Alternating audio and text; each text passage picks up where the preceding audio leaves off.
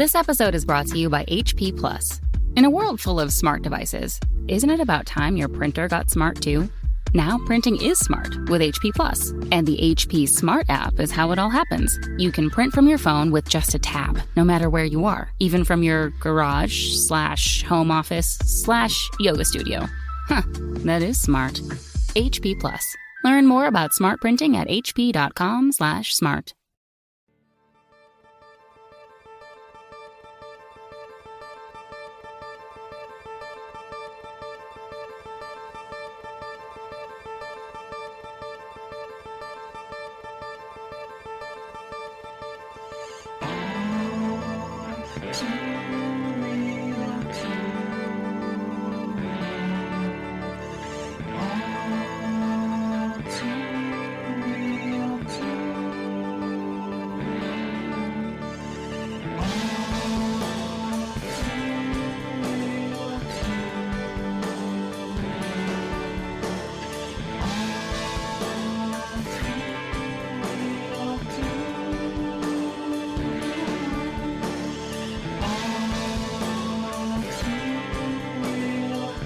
Howdy, everybody. Welcome to the latest episode of All Too Real 2. My name is Michael E. Cohen II, but you can call me Mikey the Kid. And with me, as always, is my co-host. Is Matthew, alien clone hybrid, Lance House. Okay. Lance, well, I reckon that's a long name, my friend. Yeah, a little bit long. Yep. Mm-hmm. So, it's okay. Today on the show, we are covering the latest episode of Legends of Tomorrow, which is a Western episode. Hence my weird attempt at a Western accent. Anyway,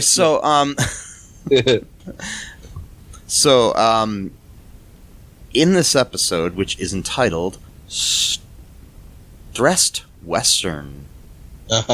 Yes. Get it? Stressed Western. Mm-hmm. This is episode 8 of season 6, which aired on June 27th, 2021. It was directed by David Ramsey, who also guest starred in the episode, and was written by Matthew Mala. Okay, so what goes down in this episode here, my friend? This episode right here.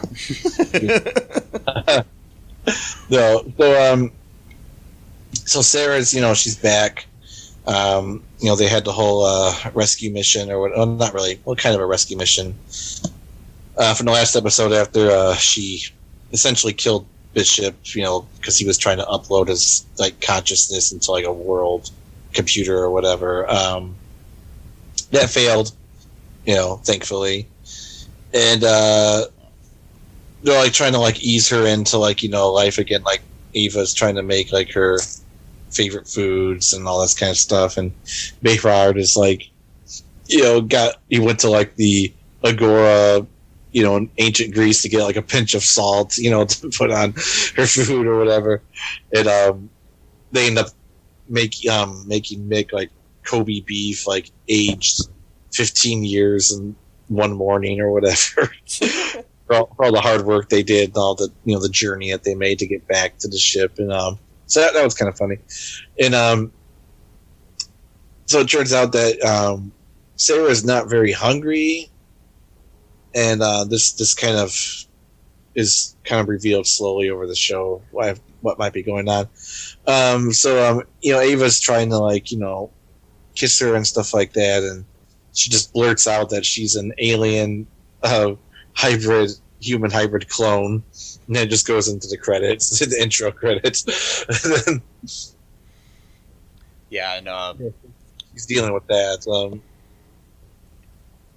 And she asks Ava to keep it quiet. Yeah.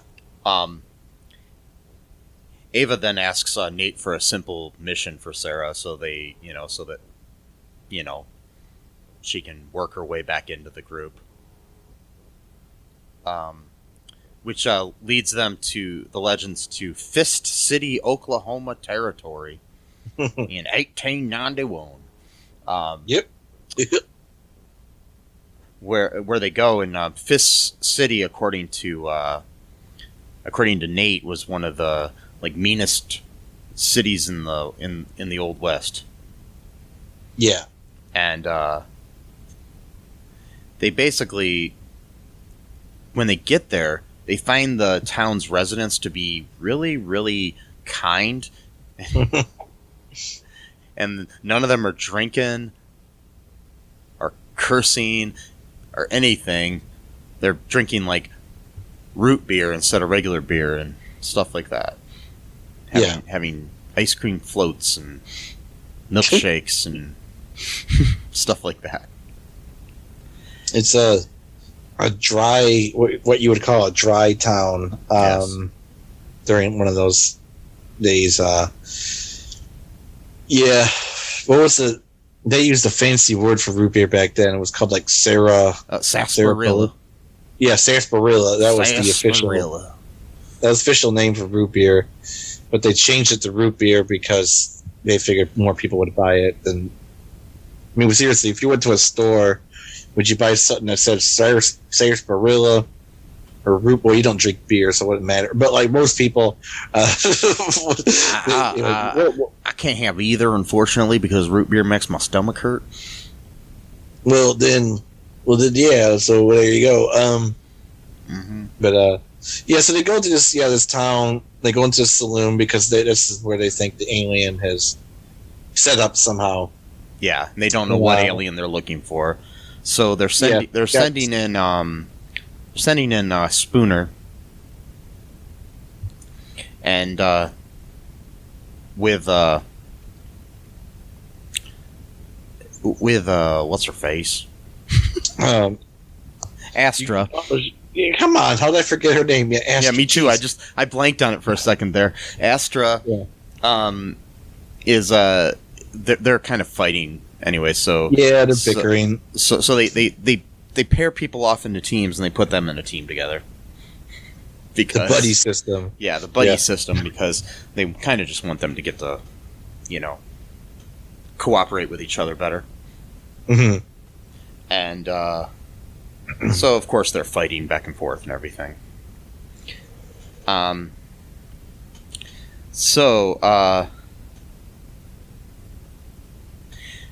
During this whole time, Constantine keeps asking Gary about the Fountain of Imperium. Which is like a fountain, kind of like the Fountain of Youth, but like a fountain where you can gain your magic again. So, because Constantine lost his magic a couple episodes ago, so he's trying to get his magic back. But it's hardcore magic. It's basically you could just have all the magic in the world if you drink or whatever, access this fountain or whatever. And Gary's trying to deflect Constantine's inquiries because he doesn't really want him to get this because it's dangerous. Mm-hmm. So they basically they get into a fight at one point in the bar. Or somebody gets into a fight. Who got into a fight? Because I'm trying to remember now.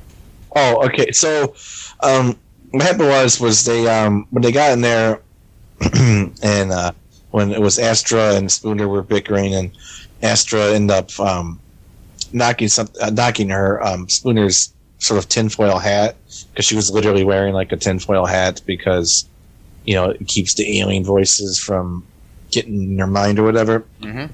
And she ends up knocking this guy over and spills his root beer. And then that's when we find out that this is a town, because he's like, oh, well, I should be buying you another round or whatever. Then it turns out that there's this whole welcoming ceremony where you got this guy playing the guitar, singing a song about the new strangers in the town. Like a balladeer, basically. Yeah. So what happens is that this guy at the table mistakes them as being basically like bar wenches, which, as you do in like 1891 or whatever, you're going to assume that a woman in the bar, even if it's like a dry bar, is working the place, probably not as a customer or whatever. Yeah. Just, don't come after me. I'm just going by what history was. Like, don't cancel me, for historically accurate presentations of things. But sorry, that was kind of weird of me. But so they think he's like gonna play cards or whatever, like gamble. So it turns out that he's playing Go Fish, and he's got like this little thing of like gold, like in his pocket, like a pouch of gold. And Astra wants to win the gold from him, and she's frustrated that they're not gambling, like, because she, like, when she was living in hell, that's pretty much her life was like, they pretty much traded like people's souls like you would like money, basically, and she kind of wanted to, like, she still kind of has a chip on her shoulder when it comes to that kind of thing. Like, she wants to get what she wants, and if she doesn't, she gets like really, really frustrated, because like that's how she's had to pretty much grow up, is kind of just winning things over people, because that was like the only way she could survive. When you're growing up in hell, that basically your life's going to be hell. Yeah, that's literally how. It's literally how she grew up. So she's pissed off that this guy was just playing Go Fish, so she couldn't win his money. So then she goes out there to basically just like antagonize him, like, oh well, I need to win this gold from you somehow, like, and then he gets angry and basically, whatever, calls her, basically said something like, about her being black, basically, like, oh, someone that looks of you or whatever, because Oklahoma, 1800s, pretty sure racism was yeah, and we realize that there's an alien worm underneath the ground, kind of basically Tremors-like. Yeah. Because this episode really reminded me of Tremors. Oh, I know, totally. Yeah. And basically the worm only attacks when people get angry. It can sense your anger. So it's kind of like the Incredible Hulk, who attacks when he gets angry. But this is different. It attacks when other people are angry. Yeah, exactly. So that's why there's all these rules in the town, and Gary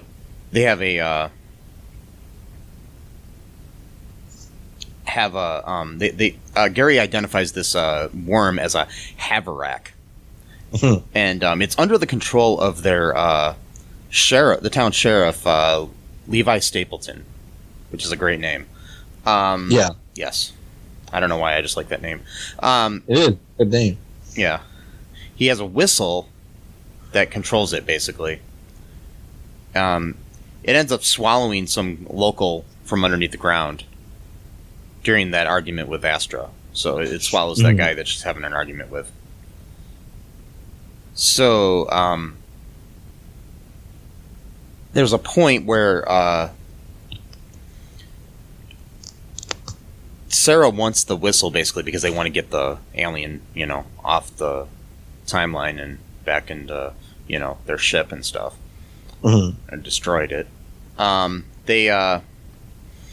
So Sarah challenges Stapleton to a duel. And they say they're going to take, so many paces and then shoot. And he shoots early. Of course he does. When Sarah's back is to him. Shoots her right down the center of the head. And then she regenerates, basically revealing her secret to everybody. Then, yeah. So, we also see during this whole time a masked man looking around. A man with like a handkerchief around his neck.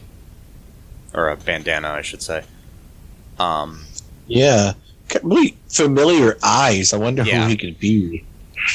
Yeah. Well, it happens to be David Ramsey, but not playing Diggle. No.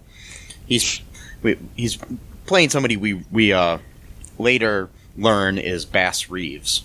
Yeah, the Reeves. Yeah, who we know from history was a law enforcement officer, and basically he was the first black deputy U.S. Marshal west of the Mississippi River. He worked mostly in Arkansas and the Oklahoma Territory, where this takes place, and he had on his record more than 3,000 arrests of dangerous criminals. Wow. And he shot and killed 14 of them in alleged self-defense. Wow. Yeah, he was the inspiration for the Lone Ranger.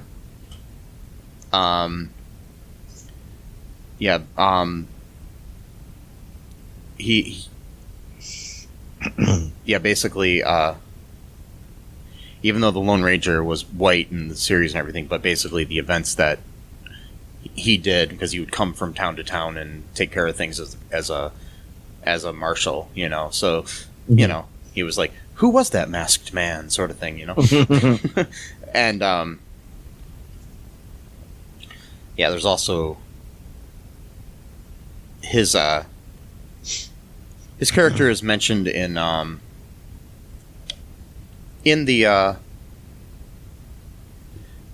TV series Watchmen, along other things too. So, you know, just, you know, very important character in history that tends to get overlooked because of his color of his skin. Yeah. He's probably just as important to like Western history as, you know, Wyatt Earp and other people like that. So, you know, but people know Wyatt Earp's name; they don't know his, unfortunately. Right.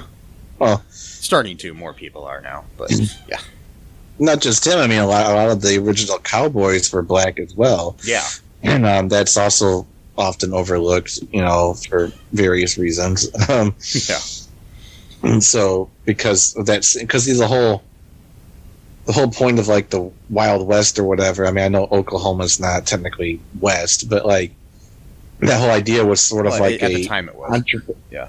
Well, okay, it was like an entrepreneurial type of spirit. Like you try to create something, make your own way type of thing. You know, build something from the ground up type of thing. You know, a lot of those people, you know, were black people. You know, who have just maybe just recently, you know, been freed from enslavement, you know, or whatever. Which is the good thing about Watchmen. It actually taught people about a lot of stuff that happened in Oklahoma regarding black people with Black Wall Street and Tulsa, and then the massacre that happened there,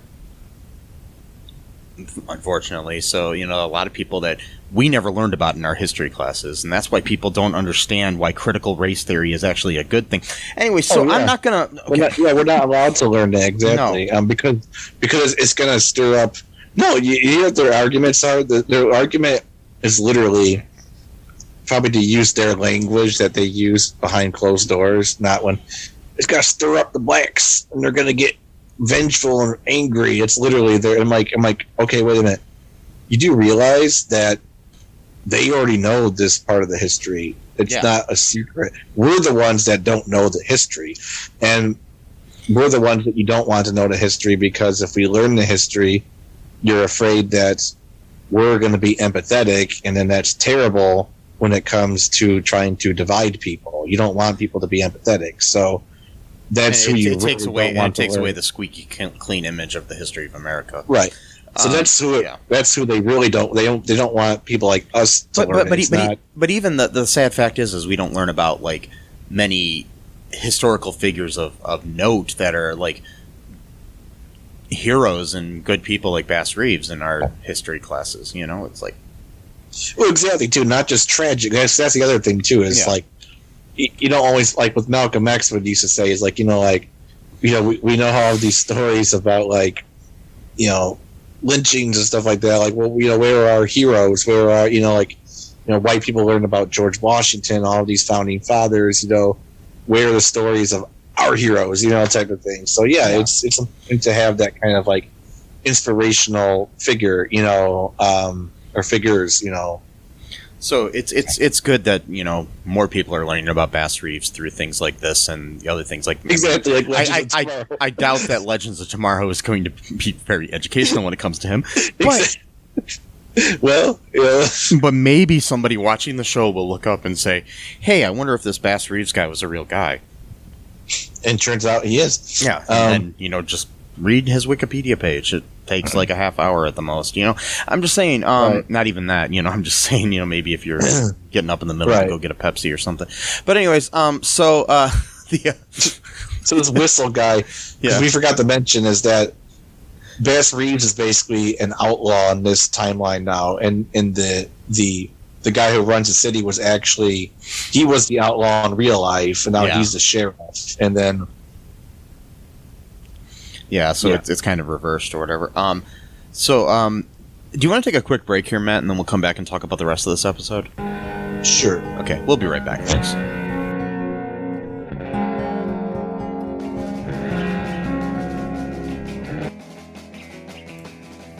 What is Gen X? What is the silent generation? What do generations have in common? Hi, I'm Trish the Dish from the Gen X Voice podcast, and I invite you to listen to conversations I have with folks from different generations, backgrounds, beliefs, and experiences in an attempt to see what connects rather than divides us. Even though Gen X has been called slackers, Karens, or not mentioned at all in some cases, we are the bridge generation, so I feel compelled to do my part to destroy ageism by bringing all these voices together. And, as a bonus, each guest gets to answer some 80s questions at the end of each show. So download and listen to Gen X Voice today on Apple, Spotify, Amazon, or wherever you listen to podcasts. And let's see how much we have in common after all. Hi, this is Catherine, host of a new fashion podcast, The Real Fashion School Dropout. Join me as I interview guests every week in the fashion and beauty space, and we gossip on all things fashion and beauty, and even get into some personal stories of their journey in the industry.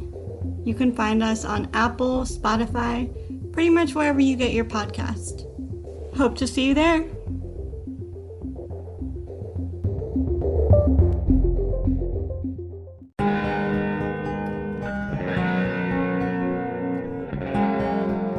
Howdy, folks. We're back. Welcome. Back. Why don't you sit a spell here with us? Have some sarsaparilla, how do you say it? Sarsaparilla. Sarsaparilla on the house. Yes. Sarsaparilla. And get yourself a nice milkshake. A nice milkshake. Yep. With extra cherry. Extra cherries on top. Yep. Yep. I reckon that's the best meal you can have. I wonder what a milkshake in the 1800s would taste like. Would it be any good? That's what I'm trying to figure out. Like, did they have refrigeration? I mean, would it be stirred? I mean, would it even taste like anything like a modern milkshake? I mean, like... I don't know. I'm curious. Yeah. Yeah. I don't know. I wonder. We'll have to look that up. Yeah, totally. But all I do know is that my milkshake brings all the boys to the yard. Wait. It's an old reference. I like it. Yes. Oh, boy.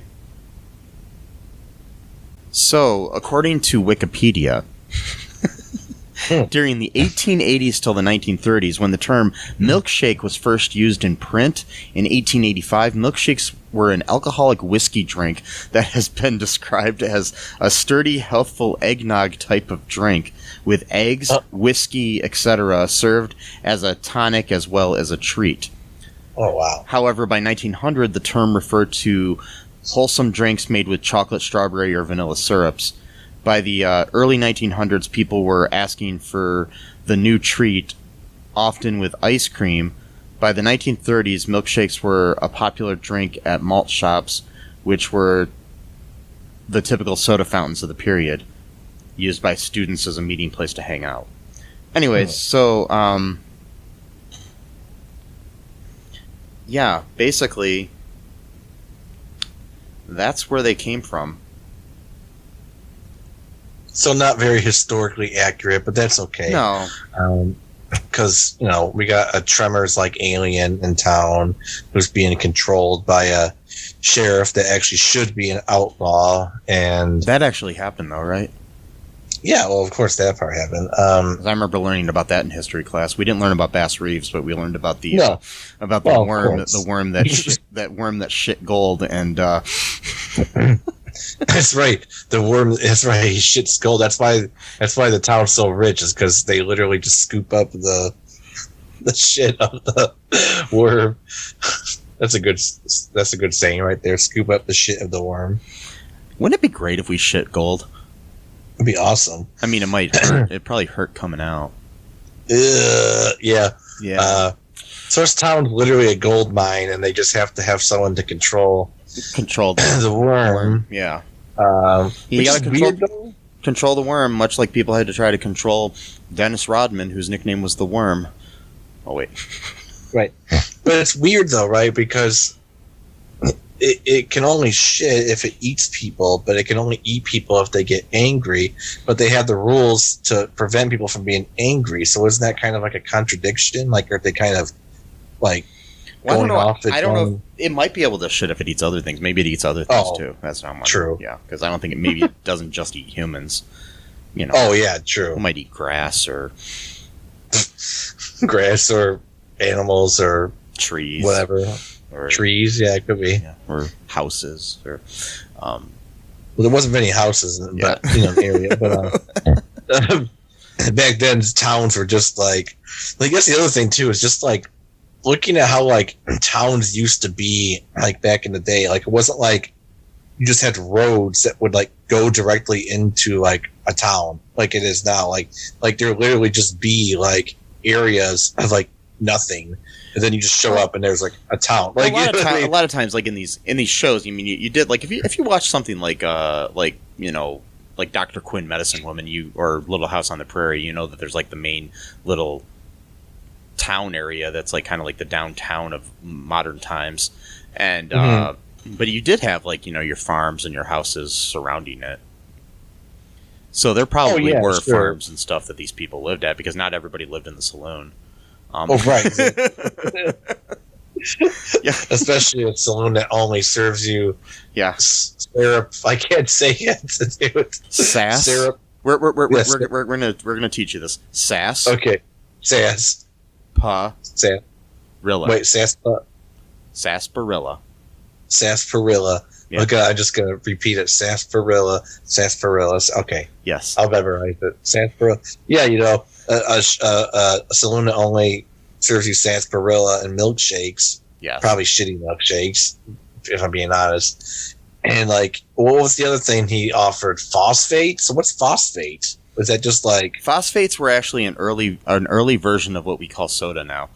Okay. Yeah, sodas were originally, there was like a thing called a phosphate, which was like kind of it basically ended up developing into like things like cola and Dr. Pepper and Mountain Dew and all that stuff. Oh, okay. But they were like they weren't as sweet, but it was kind of like a carbonated beverage that had it was like early carbonated beverage. Yeah. It's like a club soda, basically. In a way, sometimes they would have other things in them. I listened to a podcast once about the history of soda. So I like how we're narrowing in on the more important parts of the episode, like sarsaparilla. Oh, I said it right. All right. Yes. And phosphate and milkshakes with extra cherry. Okay, good. Now we got that settled. Yep. The important parts of the episode are now settled. Who cares about Bass Reeves and the worm that shits gold, and the duel where the guy shoots Sarah in the head and she somehow. That's the other part too. We forgot. So, we didn't forget. Yeah, go ahead. Break, yeah. Well, after she regenerates, he gets all pissed off that she can't die, and this little worm eats him then because he's getting angry. And then, we forgot too. God damn, we're forgetting all kinds of stuff. Okay, so basically, Behrad is flirting with Astra in the beginning, like when they first get there, and Zari, kind of confronts him about it. Not really, but just like tells him that he always goes for like the bad girls, and he needs to find someone that's like, better for him or whatever. And he's, rejecting her, sisterly advice or whatever.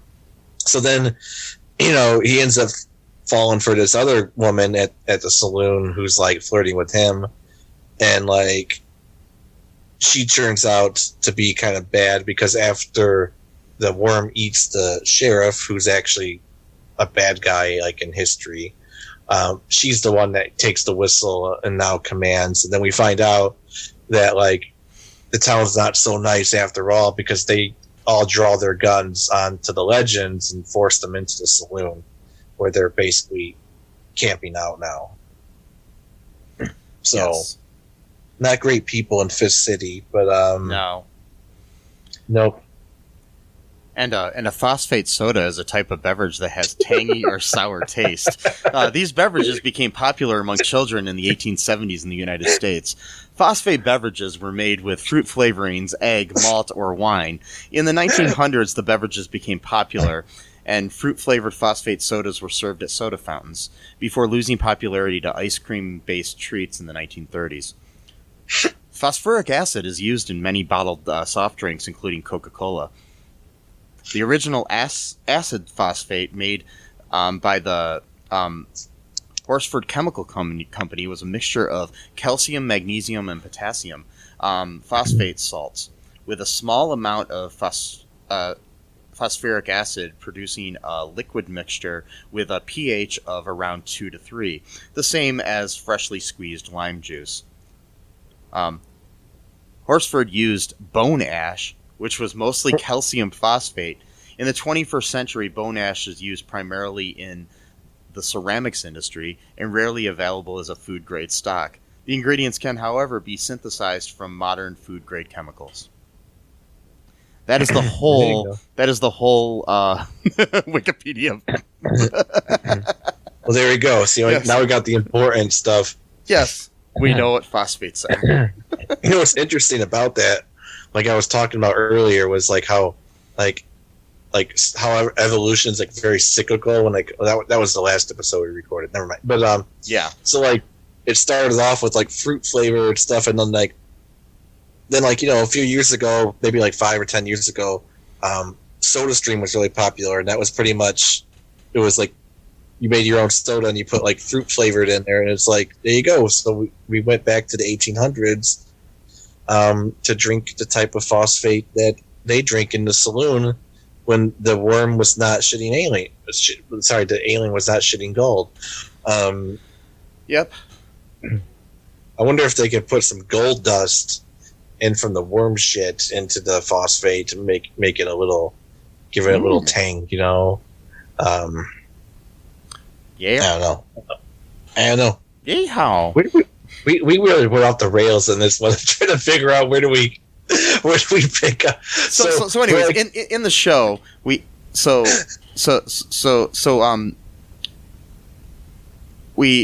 the standoff. Yeah. So we learned that Sarah can regenerate herself. I mean, we already knew this, but the team finds this out. And then we there's another scene where there's a thing where Astra and Spooner are going off to try to find where the gold's coming from. Did we talk about this yet? No. That's right. Yeah, that's how we find out that the worm shit's gold. Yes. Yeah. All right. So they find the worm and find that, and Bass Reeves is following them, and then they end up meeting him, and he's basically, like you said, been maligned by Stapleton, basically been made to be the outlaw of the town, and the legends all like kind of hide inside because the town wants to get them and force them out of town because they don't want to lose their gold mine, basically. So they force all of the legends basically into a bar, and I mean the saloon, where they're basically slowly getting like cabin fever and start like arguing with each other. And this summons the Haverak worm, alien thing, the gold shitter. And they should have just called the alien the gold shitter. The gold shitter. And so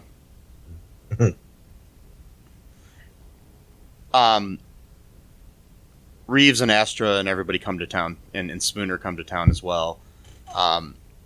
Sarah sees Riggs at one. I mean Reeves at one point and thinks that and says to him, "Dig," and he's like, "I can dig it." I was like, "I do, yes, I do dig it." Or something. Yeah. So yeah, makes you wonder if maybe Bass Reeves was an ancestor of John Diggle or something. You know. See, that would be pretty awesome. If we find that out.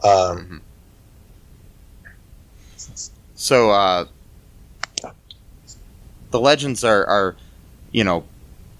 bickering, and they summon the Haverak, and it ends up being destroyed by Astra and Spooner using their powers, basically. No, the buddy system works. Yep. See? So then after that happens, Bass Reeves cleans up Fist City, and then we cut back to Gary and Constantine, and Gary, in their little story.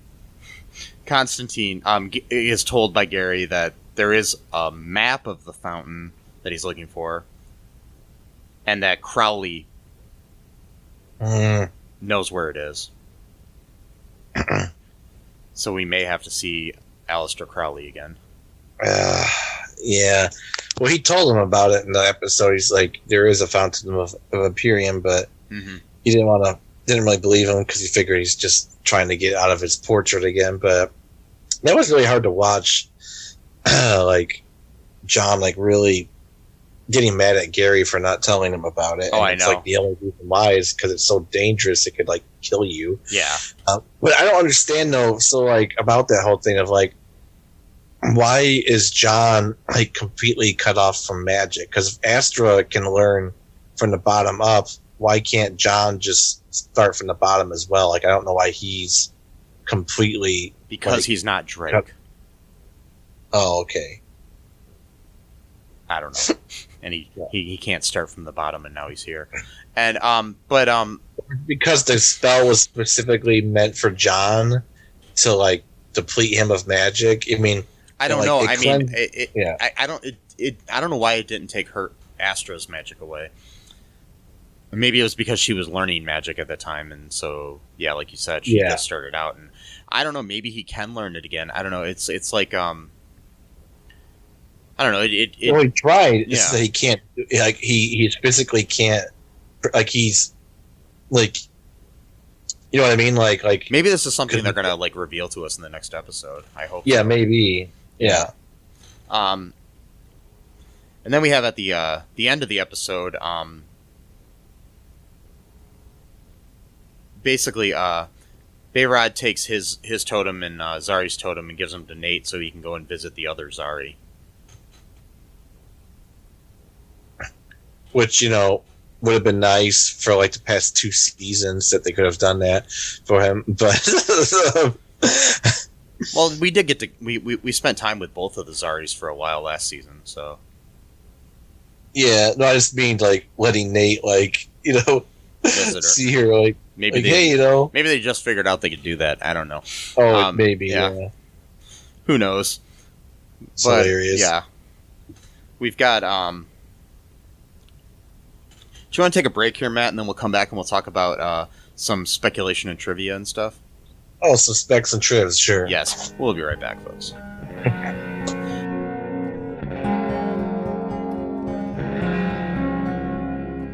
Need a new podcast to listen to? Well, why not check out the Super Podcast from the Super Network at supermarcy.com, where we discuss films and pop culture, and we do monthly fan-voted commentaries. We are available on all major podcasting platforms.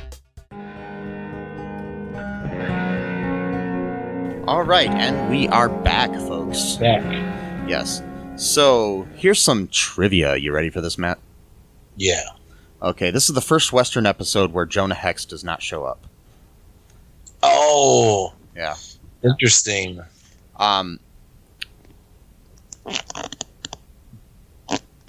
Behrad lends Nate the air totem so he can visit the world between worlds to spend time with Zari Tomas, implying that even in spiritual form, they can still enjoy sex together. Yep. Yep. Yep. What it's implying. Mm-hmm. Yeah, Bass Reeves, as we said before, was the first black deputy U.S. Marshal west of the Mississippi River. DC fans may recognize the character from his brief mention in HBO's Watchmen, where he served... I'm not going to tell you what. Okay, there we go. In case you want to watch the show. But anyways, Right. the sheriff's rules in the tavern are no cussing, fighting, gambling, fornicating, alcohol consumption, spitting, cheating, yelling, gunplay, or disrespecting others. Mm-hmm. Okay.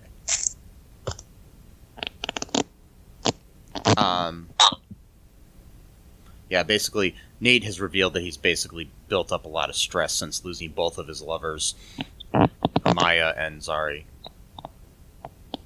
Yeah.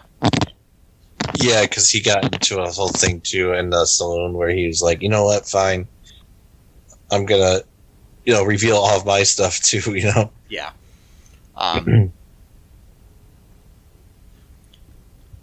Ava doesn't seem to mind that the Sarah she knew and fell in love with is dead and immediately accepts the clone, probably due to Ava herself being a clone.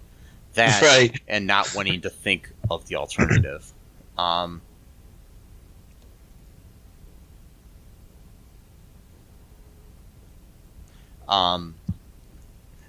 The alien worm Haverak appears to be based on the Graboids from the Tremors movies franchise.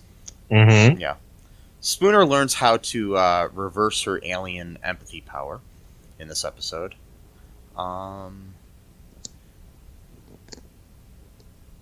And that's basically all we got for trivia here. Do you want to hear the information about the next episode that's coming up, Matt? Oh, sure. Okay, the next episode called This Is Gus. The synopsis is, Behrad is disappointed because the Legends have forgotten his birthday. So when they track an alien pod to 2024 and wind up at his favorite television sitcom, he thinks it's really a surprise for him. Feeling guilty, Nate and Zari occupy Behrad by keeping up the ruse by attending a taping of the show, while Ava, Spooner, and Astra try to find the alien to get the timeline back on track. So, yeah. Meanwhile, Rory's behavior has been a little off, so Sarah and Gary become determined to find out what happened. But Rory ends up getting some unexpected news. Dun dun dun. We'll see what happens there. Yeah. So, yeah, sounds like a fun one coming up. So, I wonder what his favorite sitcom is. Yeah, I'm trying to figure out what that would be. Yeah. Maybe it's This Is Us is his favorite sitcom. But This Is Us isn't really a sitcom. That's more of a drama. Well, true. Yeah. So we'll have to see what this is about. No, it's totally a sitcom. It's hilarious. Yeah, when all those people die on the show and everything and stuff. Yeah, man. Yeah. People Hilarious. depressed and anxiety attacks. And Yep. secrets being kept for them. A total fun town, Just like ER. Oh, wait. Yeah.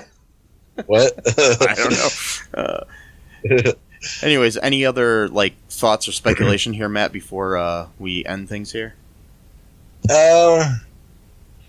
Not a whole lot, other than just it does seems like Mick has been taking a back seat, literally. So maybe they're kind of teasing his departure, maybe somewhat or something. Yeah, because there is talk he's leaving as a series regular, but he said his messages were misunderstood, that he's not leaving the show. Oh, okay. So, but he's probably leaving as a regular, though. He might just be a guest star from now on or something. Oh, okay. Yeah. So which would just mean he's not going to be in every episode. So, right, yeah, all right. But we'll see what happens. Or maybe he's leaving for good. Who knows? It's hard to say. Anyways, folks, if you like this episode, make sure you go give us a 5-star review on the Apple Pods cast thingy. That sounded weird when I said that. But anyways, yeah, just give us a 5-star review if you like us. Give us a bad review if you don't. I don't care. Just give us a review. I'll read them all. Also, if you have any questions or anything you want us to cover in the future, message me at mike@cullenpark.com. Check out all2real2.com for links to all of our episodes and to links to our Twitter and our Facebook and our Instagram and all that stuff. Join our Facebook group, All2Real2 podcast group. It's a fun place. Yeah. Make sure you go out there, enjoy the nice weather we've been having.